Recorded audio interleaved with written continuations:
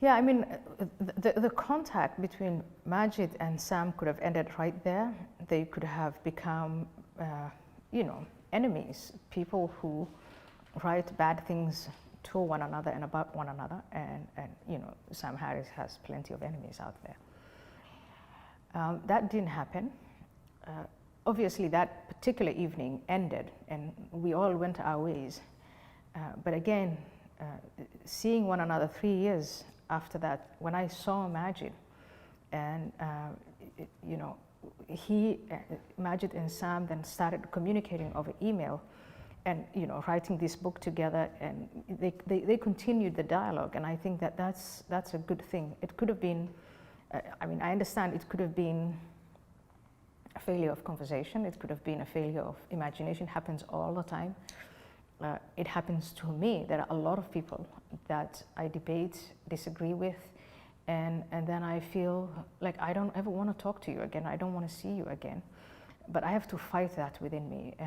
And I think Sam and Maajid did a wonderful job in showing us all that it is not only possible, but it's incredibly important to carry on these conversations.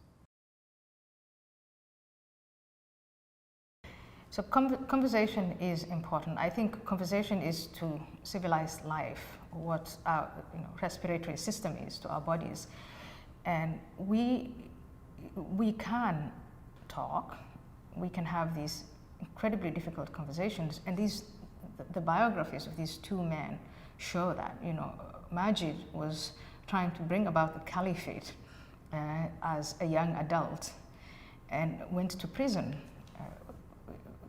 because he was trying to bring about the caliphate, and went to prison because he was probably prepared to use violence to get to that end.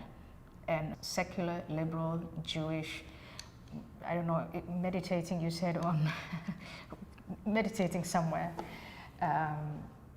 studying neuroscience, these two men come together and engage in open and honest conversation. It wasn't just a chit-chat here and there. These men were really stating their positions as clearly as possible. Sam explains, if you read that book, he shows Maajid why he believes that Islam is not a religion of peace. And Sam also makes his arguments as clearly and as honestly as he possibly can.